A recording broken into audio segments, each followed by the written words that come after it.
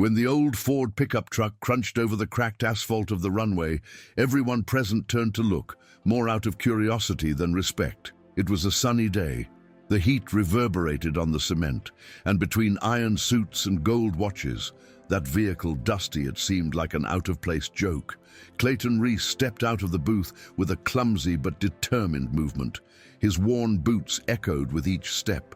His overalls were stained with grease, and his sun-tanned face showed no signs, not a hint of nervousness.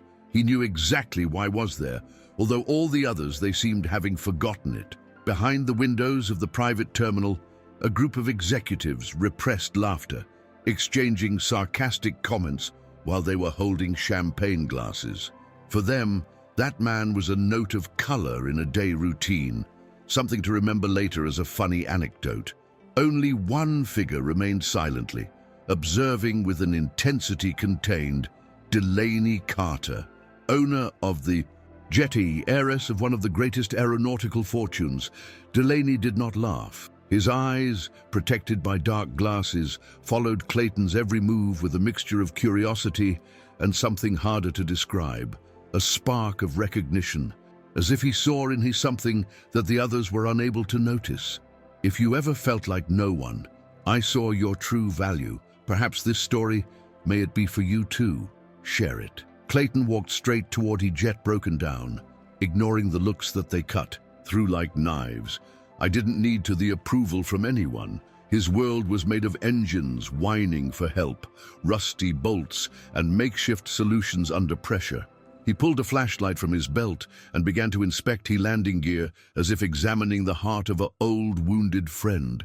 The sweat running down his forehead, but his hands didn't tremble. There was an innate calm in his gestures, a security that is only born in those who have failed enough times to learn not to fear failure. Meanwhile, in the interior of the VIP lounge, a young executive, he let out an exaggerated laugh when he saw him bend below of the fuselage. Really, they think that this farmer is going to fix $100 million? He joked, causing a new burst of laughter. However, Delaney did not stop the view. Your intuition, that same as there was led to multiplying the family fortune when many they bet in his against, him whispered that that one man was not what he seemed. Something in the way he treated the machine, with respect, almost with tenderness, that did slightly frown, like someone begins to see an uncomfortable truth between the cracks in a shiny facade. Clayton found the origin of the problem in a matter of minutes, a pressure valve damaged, which, if not replaced immediately, could put in risk not only the aircraft, but the lives of everyone on board. He looked at his around, looking for someone who could authorize the urgent repair, but only found faces mockers after the large windows. He decided, act. He ran back to his truck, opened the improvised toolbox in the back, and began searching among recycled parts for something that might work. It wasn't the solution more elegant, but it was the most effective, and in his world, saving lives mattered more than appearances. Delaney, unable to remain a mere spectator, removed herself, her glasses, and left the VIP room with determination. Her heels resounded over the floor. Polished while crossed the terminal in direction to the track, every step charged with a mixture of determination and defiance. Behind him, a murmur of bewilderment spread among the executives. No one, absolutely no one, dared to intervene in those situations. But Delaney wasn't like them. There was groan watching his father get dirty hands in the hangars. I understood that the true greatness is not always. She came dressed in a formal attire, and in that moment, he didn't mattered what. They will think. When Delaney arrived next to Clayton, he neither not even raised the view. He was concentrating, cleaning the improvised valve with a dirty rag and adjusting it with precision surgical. She crouched down beside him, ignoring the heat emanating from him of the asphalt, and waited patiently for it to finish. Only then did Clayton raise the eyes, surprised to see an elegant woman, barefoot, with the shoes in hand and an expression of genuine concern. There was no need for words in that first exchange. A glance was enough for both of them to understand that they were made of a different material than those who the surrounded. If you ever felt like you were invisible to others, but still so you decided to act with dignity, leave a comment. This story, it's yours too. Can do it fly? He asked Delaney in a low voice, as if that question contained much more than the simple aircraft repair. Clayton nodded with a brief, almost shy gesture and returned to his job without promises grandiloquent. She, instead of returning to the security of the building, sat on the hot asphalt with the legs crossed and gaze fixed in his process. The executives, bewildered and increasingly uncomfortable, watched from afar, unable to understand that was happening. The scene broke all the rules invisible to their world, and that the scared more than anyone fault mechanics. Clayton finished installing the improvised piece and stood up, wiping himself hands. In he pants, without worry about the stains. Then, with disconcerting calm, he climbed into the jet for a test run. The engine, which had remained silent in the blazing sun, roared to life with a deep, powerful roar. The sound echoed throughout the dance floor, abruptly silencing the laughter in the interior of the terminal. Disbelief was immediate. What seemed impossible had just happened before his eyes, and there was no non-renowned engineer, no high-tech equipment involved. Just a man, simple and his instinct infallible. Delaney smiled for the first time in a lot time, a smile genuine, without he varnish of the courtesy forced by the business meetings. He stood up, shook himself the dust of the skirt and, without doubt he walked toward the ladder of the jetty, where Clayton I expected, still surprised by his presence. "What's your name?" he asked, she, stripping herself of any formality, as if they didn't matter, the titles nor the surnames in that moment. "Clayton Reese," he replied, with disarming honesty. And in that answer, simple, Delaney found more truth than in all the promises of those who claimed caught her out of interest. The news of the miracle mechanic didn't take long and spread. In a matter of minutes, flight attendants, runway managers, and even some reporters who were lurking around, in search of sensational stories, they began to approach, attracted by the unlikely scene. But Delaney didn't presto attention. Standing next to Clayton, under the relentless sun, he made a decision that would resonate far beyond that forgotten track. He extended to her the hand, with the same solemnity with the one his father used to seal important deals. "I need someone like you," he said bluntly. "Not in my company, in my life." Clayton blinked, confused, as if unsure if he had understood correctly. He wasn't accustomed to promises empty, nor to ornate words. His world was one of actions, not speeches. But something in Delaney's gaze, a mixture of defiance and vulnerability contained him, said that she spoke in seriously. It wasn't a business proposition, nor a contract disguised as an opportunity. It was an invitation to cross a line that few dared to tread, that of truly living, without masks, without owe nothing to anyone. Do you think that the true value is not found in the titles nor in money? Then share this story with someone who understand. While he murmur of the crew grew to its around, Clayton came down the look towards his grease-stained hand, hesitating for a second. His whole life had been a succession of job storms, broken promises, and roads dusty. I didn't trust easily. But there was something in the simplicity of the offer, in the absence of conditions, which it turned out impossible reject. Slowly, he stretched the hand and the took between the highs, sealing a silent pact that neither of them needed to explain. "Delaney," he smiled again, this time with a lightness almost childlike, as if by shaking hands that hand would have released from his shoulders a burden that he had been carrying for a long time. Years.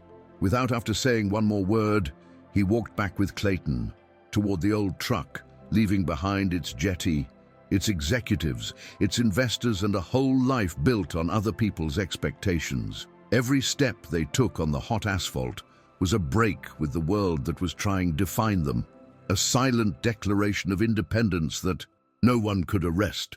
Clayton's truck started with a coarse purr as they walked away from the runway, leaving a cloud of dust and bewilderment behind them. Delaney, sitting in the seat of the passenger, felt he heartbeat it with a force that he had not experienced since his adolescence. He looked out the window jet that had symbolized so much of his old life and did not feel remorse, only a deep, unusual sense of relief. For the first time, her future was not tied to inherited expectations, but to a choice freely taken. Clayton, for his part, drove silently, casting occasional glances at the woman who had just upset his world with a few words. He wasn't naive. He knew that the road ahead I would be anything but easy. But also I knew that some opportunities, when they arrive, they cannot be ignored. It was not a question of ambition, nor a fleeting romance. It was something more raw, more essential. It was the intuition that sometimes broken lives fit together in ways no one else could understand. The first destination was not a luxury hotel nor a country house. It was a little workshop mechanic at outskirts of the city, where the smell of burning oil impregnated the air and the tools hung haphazardly on the walls. Clayton parked the truck in front of the premises, turned off the engine, and for the first time since they left, spoke. "It's not much, but it's real." Delaney low of the vehicle without hesitation, observing the place with a mixture of fascination and tenderness. In his eyes, that workshop Dusty was more valuable than any office in a skyscraper's. While Clayton showed the place, your refuge, his own self-built world, Delaney noticed the small details. A photograph old dog stuck in a toolbox, a patched-up bench next to the door, an old radio that still, it worked. It was a sanctuary of simple life, of silent effort, and she felt that, in that space small and honest, I could really breathe. There, far from the shiny offices and the promises empty, a possibility was drawn new, building something authentic, together, from scratch. If this moment touched you, maybe it's time to follow the page. There are many stories like this waiting to be told. That same afternoon, without need for big plans or elaborate speeches, they began to work side by side. Delaney, still with her wrinkled skirt and the loose hair, rolled up sleeves and helped Clayton disassemble a rusty transmission. He laughed when it got dirty her hands, surprised at how liberating it was not to worry about her appearance, nor by the expectations of perfection that always had accompanied by Clayton, accustomed to the loneliness. I discovered in her laughter a music that I didn't know I missed. The days following, they passed as in a dream, tangible. They didn't talk much, but the silence between them was comfortable, full of meanings they didn't need. Words. Every evening, when the sky was tinged with orange hues. Over the dusty horizon, they sat in the threshold of the workshop to share a beer cold, and look how day was slowly dying. They did not promises, they did not trace impossible futures. They only existed fully in that imperfect present that felt paradoxically perfect. The news of Delaney Carter's sudden retirement from his own empire did not take long in make headlines. The media, they speculated without rest. Some, they spoke of a nervous breakdown, others of a hidden love scandal. But Delaney, in his little workshop next to Clayton, barely lit the old television that picked up more static than news. There was stopped caring what the world thought. For the first time, her life no longer belonged to the headlines or inherited expectations. It was hers, built with effort, fat and a discreet happiness that no one could snatch from him. Clayton too felt the change in its interior. For years had learned to distrust anything that was too shiny, but Delaney didn't try. Change it. I wasn't trying to polish it nor to mold it to your convenience, simply shared his days with her, accepting him as he was, a man with rough hands, few words, and a loyalty that once given was not withdrawn. Never, in that silent recognition, in that acceptance without conditions, Clayton found a peace that he had never known how to seek, but that was now not available, willing to lose. Autumn afternoon, While they fixed the old motorcycle of a client, Delaney raised the sight covered with grease up to the forehead, and without upon prior notice he asked, "Would you stay with me if I had nothing?" Clayton blurted out the wrench he was holding, let out a short laugh and shook his head. With the head, "You're wrong," he said, wiping his head, hands in a rag. "I'm with you precisely because I'm not looking for anything." They weren't lovers of words sweets, nor of grandiloquent gestures. His love, if it could to call oneself so, it was woven of silences, of knowing glances, and of the unshakable certainty of mutual presence. That night, while he went cold was seeping through the slits of the workshop, Clayton lit a small wood stove, and Delaney huddled up next to him, covering herself with an old blanket. Outside, the world kept turning, oblivious to his existence, full of million-dollar contracts, social events, and empty headlines. But for them, none of that mattered. In the simplicity of that makeshift shelter, they found something that the money never could buy: the freedom to be themselves, without embellishments or expectations, simply human, simply together, with he. As the months passed, complicity between them became second nature. They didn't need speak to know what thought he another. A look, a gesture were enough. Delaney. He learned to repair carburetors and to distinguish the sound of a healthy engine from one that was asking for more help. Clayton, for his part, discovered she was a silent new fortress that rivaled with any storm he had faced in their life. Every day together was a small conquest, a resistance to the world that I had underestimated both of them. Any given Saturday, without ring neither ceremony, Clayton tended a piece of wire twisted into a circle, and with a half smile, he said, "Are you staying?" Delaney, with hands stained with oil and the heart overflowing, he did not hesitate. He placed himself the wire in the ring finger and answered with the same naturalness with the one who breathed, always. There were no witnesses, no photos, no contracts, just two souls stubbornly free who had decided to choose the other every day, without need for promises beyond their own willpower. The workshop was transformed in his home, not for comfort, but by choice. Every corner he talked about them.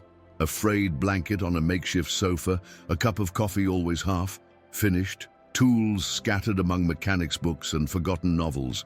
It wasn't a perfect life, nor easy, but it was his.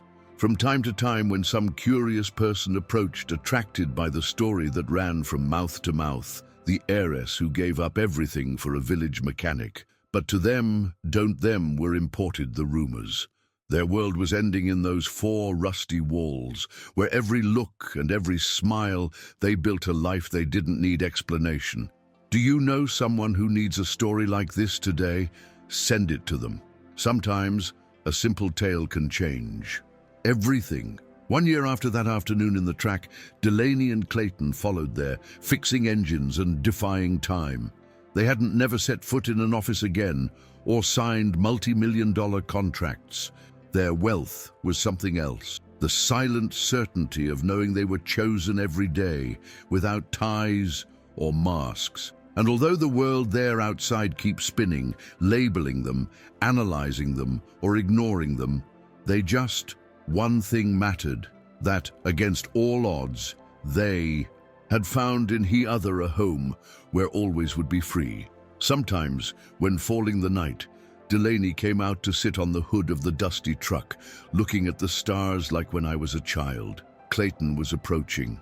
In silence, he sat beside her, and together they shared that kind of peace that you don't need words. They did not miss the life they had left behind.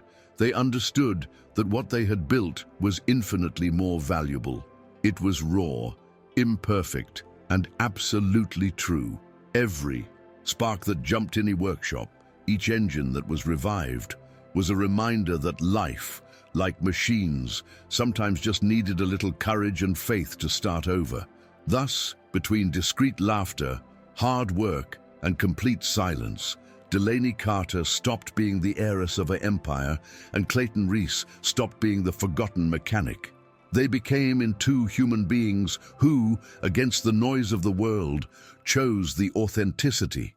Its history did not occupy the front pages, nor inspired films. Its legacy was simpler and therefore grander. They showed that in an obsessed world with the appearances, the true wealth is finding someone who sees it invisible in you. And stay. If you got this far, prove it was worth it. The penalty: comment, share, or save this history for when you need to remember that true love still exists.